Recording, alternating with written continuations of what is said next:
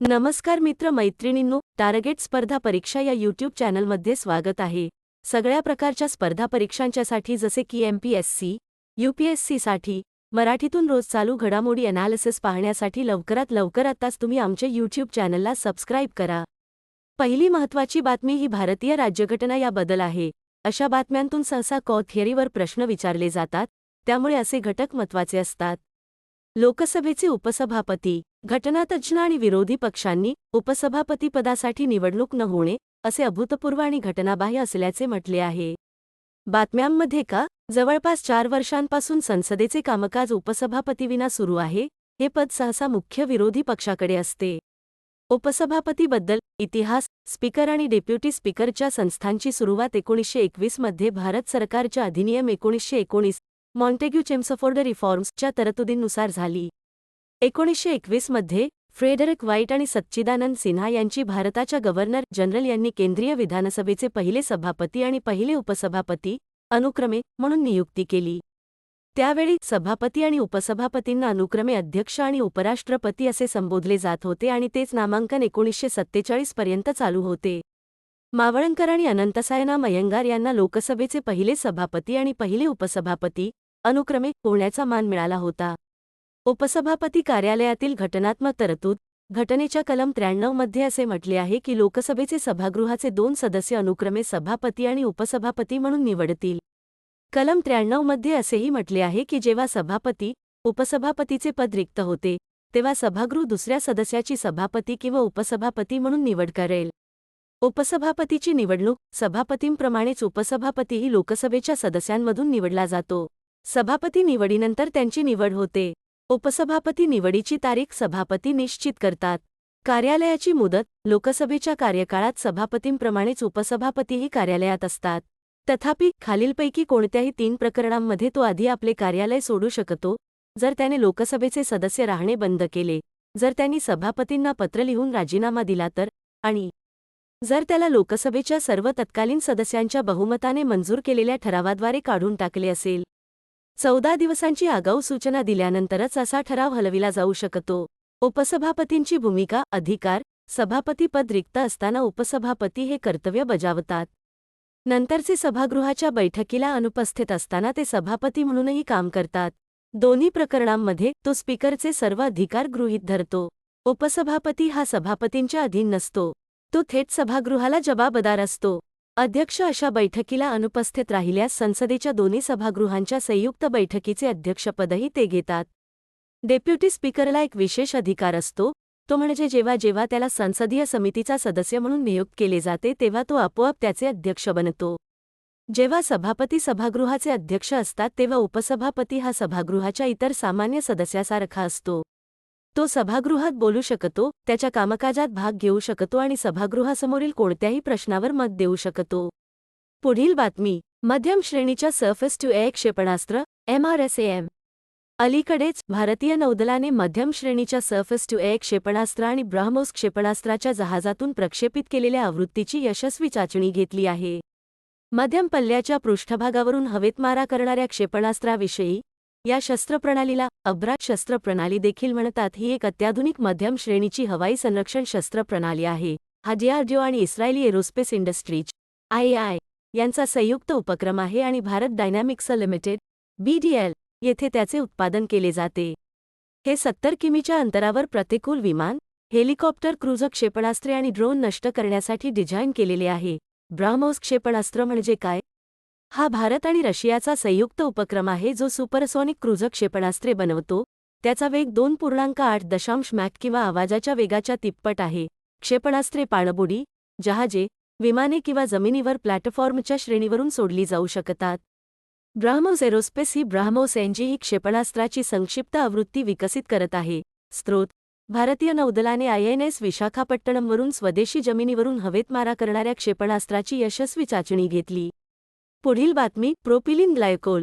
अलीकडेच भारताच्या drugs controller जनरलने औषध उत्पादकांना दिल्लीस्थित कंपनीकडून प्रोपिलिन ग्लायकोल वापरणे थांबवण्याचे निर्देश दिले, ज्याने मॅरियन बायोटेकला घटक पुरवले ज्यांचे खोकला सिरप उझबेकिस्तानमधील 19 मुलांच्या मृत्यूशी संबंधित होते. प्रोपिलिन ग्लायकोलबद्दल प्रोपिलिन ग्लायकोल हे सिंथेटिक फूड ॲडिटिव्ह आहे जे अल्कोहोल सारख्याच रासायनिक गटाशी संबंधित आहे. प्रोपिलिन ग्लायकोलची वैशिष्ट्ये. प्रोपिलिन ग्लायकोल हा एक कृत्रिम द्रव पदार्थ आहे जो पाणी शोषून घेतो. हे तापमानावर स्पष्ट, रंगहीन, किंचित सिरपयुक्त द्रव आहे. हे बाष्प स्वरूपात हवेत अस्तित्वात असू शकते.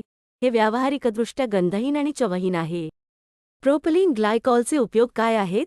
प्रोपिलिन ग्लायकॉलचा वापर पॉलिस्टर संयुगे तयार करण्यासाठी आणि द्रावण तयार करण्यासाठी आधार म्हणून केला जातो. प्रोपिलिन ग्लायकॉल रासायनिक, अन्न आणि औषध उद्योगांद्वारे अँटीफ्रीज म्हणून वापरले जाते जेव्हा गळतीमुळे अन्नाचा संपर्क होऊ शकतो. हे अतिरिक्त पाणी शोषून घेण्यासाठी आणि विशिष्ट औषधे, सौंदर्यप्रसाधने किंवा अन्न उत्पादनांमध्ये ओलावा राखण्यासाठी वापरला जातो. हे फूड कलर्स आणि फ्लेवर्ससाठी आणि पेंट आणि प्लास्टिक उद्योगांमध्ये सॉल्व्हेंट आहे. प्रोपिलिन ग्लायकॉलचा वापर कृत्रिम धूर किंवा धुके तयार करण्यासाठी देखील केला जातो जो अग्निशामक प्रशिक्षण आणि नाट्यनिर्मितीमध्ये वापरला जातो. स्रोत: सरकारने उझबेकिस्तानच्या मृत्यूशी संबंधित पुरवठादाराकडून प्रोपिलिन ग्लायकोल वापरण्यास मनाई केली आहे. पुढील बातमी. WINS पुरस्कार 2023. विमेन आयकन्स लीडिंग स्वच्छता WINS अवॉर्ड्स 2023. अलीकडेच स्वच्छता आणि कचरा व्यवस्थापनातील महिलांच्या प्रभावावर प्रकाश टाकण्यासाठी केंद्रीय गृहनिर्माण आणि शहरी व्यवहार मंत्री यांनी वुमन आयकॉन्स लीडिंग स्वच्छता विन्स पुरस्कार 2023 जाहीर केले. विन्स पुरस्कार 2023 बद्दल. विन्स पुरस्कार 2023 चे उद्दिष्ट महिलांच्या नेतृत्वाखालील संस्था आणि वैयक्तिक महिलांनी शहरी स्वच्छता आणि कचरा व्यवस्थापनातील प्रेरणादायी आणि अनुकरणीय उपक्रमांना ओळखणे आणि प्रसारित करणे हे आहे. पुरस्कारांसाठीचे अर्ज स्वयं मदत गट, SHG, सूक्ष्म उद्योग, गैर सरकारी संस्था, स्टार्टअप आणि वैयक्तिक महिला नेतृत्व स्वच्छता चॅम्पियन्ससाठी खुले आहेत. सामुदायिक, सार्वजनिक शौचालये, सेप्टिक टँकचे व्यवस्थापन, स्वच्छता सेवा, उपचार सुविधा, वापरलेले पाणी, सेप्टेज, महानगरपालिकेचे पाणी संकलन आणि किंवा वाहतूक, साहित्य पुनर्प्राप्ती सुविधांचे ऑपरेशन आणि इतर विषयांच्या अंतर्गत अर्जांचा विचार केला जाईल. पुढील बातमी. राष्ट्रीय स्टार्टअप सल्लागार परिषद NSAC म्हणजे काय? NSAC म्हणजे नॅशनल स्टार्टअप ॲडवायझरी काउन्सिल. केंद्रीय वाणिज्य आणि उद्योग मंत्री यांनी मार्च 11 रोजी नवी दिल्ली येथे राष्ट्रीय स्टार्टअप सल्लागार परिषदेच्या NSAC 6व्या बैठकीचे अध्यक्षस्थानी होते. राष्ट्रीय स्टार्टअप सल्लागार परिषदेबद्दल केंद्रीय वाणिज्य आणि उद्योग मंत्रालयाच्या अंतर्गत उद्योग आणि अंतर्गत व्यापार प्रोत्साहन विभाग DPIIT द्वारे त्याची स्थापना केली गेली. DPIIT department for promotion of industry and internal trade DPIIT under the union ministry of commerce and industry. उद्दिष्ट: शाश्वत आर्थिक विकासासाठी आणि मोठ्या प्रमाणावर रोजगाराच्या संधी निर्माण करण्यासाठी देशात नवकल्पना आणि स्टार्टअप्सचे पालनपोषण करण्यासाठी आवश्यक असलेल्या उपाययोजनांबाबत सरकारला सल्ला देणे. परिषदेची रचना: अध्यक्ष, वाणिज्य आणि उद्योग मंत्री. पदसिद्ध सदस्य, संबंधित मंत्रालये, विभाग, संस्थांचे नामनिर्देशित व्यक्ती जे संयुक्त सचिव पदापेक्षा कमी नाहीत. पदसिद्ध सदस्यांव्यतिरिक्त कौन्सिलमध्ये अशासकीय सदस्य आहेत जे विविध भागधारकांचे प्रतिनिधित्व करतात जसे की यशस्वी स्टार्टअप्सचे संस्थापक, भारतातील कंपन्या वाढवणारे आणि वाढवलेले दिग्गज. स्टार्टअप इकोसिस्टमच्या विस्तारासाठी हस्तक्षेपाची क्षेत्रे ओळखण्यात आणि स्टार्टअप इंडिया उपक्रमांतर्गत राष्ट्रीय कार्यक्रमांची कल्पना आणि पोषण करण्यात NSAC महत्त्वाची भूमिका बजावत आहे. स्टार्टअप इंडिया उपक्रम काय आहे? स्टार्टअप इंडिया हा भारत सरकारचा एक प्रमुख उपक्रम आहे ज्याचा उद्देश स्टार्टअप संस्कृतीला उत्प्रेरित करणे आणि भारतातील नवकल्पना आणि उद्योजकतेसाठी एक मजबूत आणि सर्वसमावेशक परिसंस्था तयार करणे आहे. हे 2016 मध्ये लॉन्च करण्यात आले होते. पुढील बातमी. चक्रीवादळ फ्रेडी म्हणजे काय? जागतिक हवामान संघटनेने नुकतीच फ्रेडी चक्रीवादळाची तीव्रता आणि आयुर्मानाचे मूल्यांकन करण्यासाठी तज्ज्ञ समितीची स्थापना जाहीर केली, जे रेकॉर्डवर सर्वात जास्त काळ टिकणारे उष्णकटिबंधीय चक्रीवादळ म्हणून विक्रम करण्याच्या मार्गावर आहे. चक्रीवादळ फ्रेडी बद्दल. उत्पत्ती: ऑस्ट्रेलियाच्या उत्तरेकडील किनारपट्टीपासून ते उगम पावले आणि 6 फेब्रुवारी 2022 रोजी नावाचे वादळ बनले. त्याने संपूर्ण दक्षिण हिंद महासागर पार केला आणि 8,000 किलोमीटरहून अधिक प्रवास केला, मॉरिशस आणि ला रियुनियनला प्रभावित करून 2 आठवड्यांनंतर मादागास्कर आणि नंतर मोझांबिकमध्ये लँडफॉल. फ्रेडी हे दक्षिण गोलार्धातील पहिले उष्णकटिबंधीय चक्रीवादळ होते ज्याने वेगवान तीव्रतेच्या 6 वेगळ्या फेऱ्या केल्या. तसेच दक्षिण गोलार्धासाठी सर्वकालीन संचित चक्रीवादळ ऊर्जा all time accumulated cyclone energy ACA storm strength during its life time for the southern hemisphere. फ्रेडीला उबदार समुद्राच्या पृष्ठभागाद्वारे पुरविलेल्या ऊर्जेद्वारे इंधन दिले जाते, सतत उष्णता आणि आर्द्रता त्याच्या आयुष्यभर सोरसेक करते. उष्णकटिबंधीय चक्रीवादळ म्हणजे काय? हे एक वेगाने फिरणारे वादळ आहे जे उष्णकटिबंधीय महासागरांवर उद्भवते जिथून ते विकसित होण्यासाठी ऊर्जा घेते. त्याचा व्यास साधारणतः 200 ते 500 किलोमीटर असतो, परंतु तो 1000 किमीपर्यंत पोहोचू शकतो. वारे उत्तर गोलार्धात घड्याळाच्या उलट दिशेने आणि दक्षिण गोलार्धात घड्याळाच्या दिशेने वाहतात. एक उष्णकटिबंधीय चक्रीवादळ अतिशय हिंसक वारे, मुसळधार पाऊस, उंच लाटा आणि काही प्रकरणांमध्ये अतिशय विनाशकारी वादळ आणि किनारी पूर आणते. स्रोत: चक्रीवादळ फ्रेडी सर्वात जास्त काळ टिकणारे चक्रीवादळ बनणार आहे. पुढील बातमी. What is the US India initiative on critical and emerging technology, iCET? भारताचे वाणिज्य आणि उद्योग मंत्री आणि US वाणिज्य सचिव यांनी critical and emerging technology, ICT वर नुकत्याच सुरू केलेल्या US भारत उपक्रमाचे स्वागत केले. बातम्यांमध्ये का? अलीकडेच भारत आणि अमेरिकेच्या राष्ट्रीय सुरक्षा सल्लागारांनी वॉशिंग्टन, DC येथे ICTच्या उद्घाटन बैठकीचे नेतृत्व केले. क्रिटिकल अँड एमर्जिंग टेक्नॉलॉजीवरील US इंडिया पुढाकाराबद्दल मे 2022 रोजी चतुर्भुज शिखर परिषदेच्या वेळी अमेरिकेचे राष्ट्राध्यक्ष आणि भारतीय पंतप्रधानांनी याचे उद्घाटन केले होते. उद्दिष्ट: भारत US धोरणात्मक तंत्रज्ञान भागीदारी आणि दोन्ही देशांची सरकारे, व्यवसाय आणि शैक्षणिक संस्थांमधील संरक्षण औद्योगिक सहकार्य वाढवणे आणि विस्तारणे. या उपक्रमाचे नेतृत्व भारतातील राष्ट्रीय सुरक्षा परिषद सचिवालय आणि अमेरिकेची राष्ट्रीय सुरक्षा परिषद करणार आहे. या उपक्रमामुळे artificial intelligence, quantum computing, 5G, 6G, biotech, space आणि सेमीकंडक्टर्स यांसारख्या क्षेत्रात सरकार, शिक्षण आणि उद्योग यांच्यात दुवे निर्माण होण्यास मदत होईल. आयसेट अंतर्गत दोन्ही बाजूंनी विकास आणि उत्पादनाची 6 फोकस क्षेत्रे ओळखली आहेत.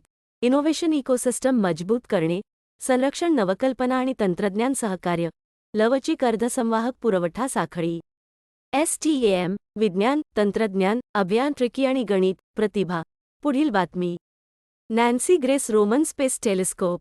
नॅन्सी ग्रेस रोमन स्पेस टेलिस्कोपच्या भविष्यातील निरीक्षणांमधून आपण काय अपेक्षा करू शकतो हे शास्त्रज्ञांनी विश्वाच्या एका भागाचे एक प्रचंड कृत्रिम सर्वेक्षण तयार केले आहे. नॅन्सी ग्रेस रोमन स्पेस टेलिस्कोपबद्दल. Nancy Grace Roman space telescope किंवा रोमन स्पेस ही नासाची खोल अंतराळ अवकाश वेधशाळा आहे.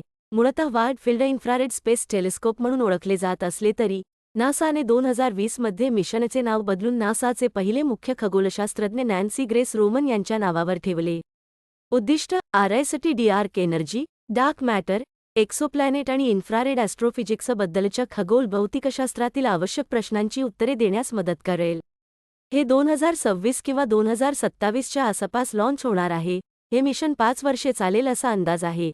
RIST लॅग्रेंज पॉइंट 2 वर स्थित असेल, जो आपल्या ग्रहापासून सुमारे 1 दशलक्ष मैल अंतरावर स्थित पृथ्वी आणि सूर्य यांच्यातील एक स्थिर गुरुत्वाकर्षण बिंदू आहे. मिशनची वैशिष्ट्ये. RISTच्या प्राथमिक आरशाचा व्यास 2.4 मीटर आहे, जो हबल स्पेस टेलिस्कोपच्या आरशाएवढा आहे. त्याचे दृश्य क्षेत्र असेल जे हबल इन्फ्रारेड इन्स्ट्रुमेंटपेक्षा 100 पट मोठे असेल, कमी निरीक्षण वेळेत अधिक आकाश कॅप्चर करेल. रोमनचे अवाढव्य दृश्य क्षेत्र मिशनला हबल स्पेस टेलिस्कोपपेक्षा सुमारे 200 पट मोठ्या असलेल्या इन्फ्रारेड प्रतिमा तयार करण्यास सक्षम करेल. हबल दुर्बिणीबद्दल मुख्य तथ्ये. ही नासाची मोठी, अंतराळ आधारित वेधशाळा आहे ज्याने 1990 मध्ये प्रक्षेपित केल्यापासून खगोलशास्त्रात क्रांती केली आहे. हबलचे डोमेन अल्ट्राव्हायोलेटपासून दृश्यमान, जे आपल्या डोळ्यांना दिसते, आणि जवळच्या इन्फ्रारेडमध्ये पसरते. ती आकाराने शाळेच्या बसपेक्षा मोठी आहे, 7.9 फूट आरसा आहे, आणि खोल जागेच्या आश्चर्यकारक प्रतिमा कॅप्चर करते.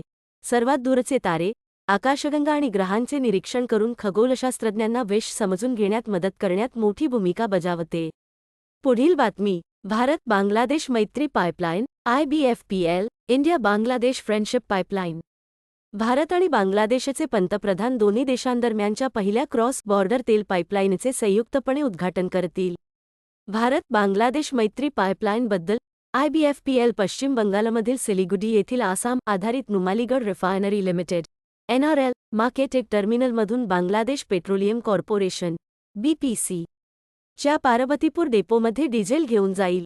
IBFPL 5 किलोमीटर लांबीची आहे, त्यापैकी 126.5 किलोमीटरची पाईपलाईन बांगलादेशात आणि 5 किलोमीटर भारतात आहे.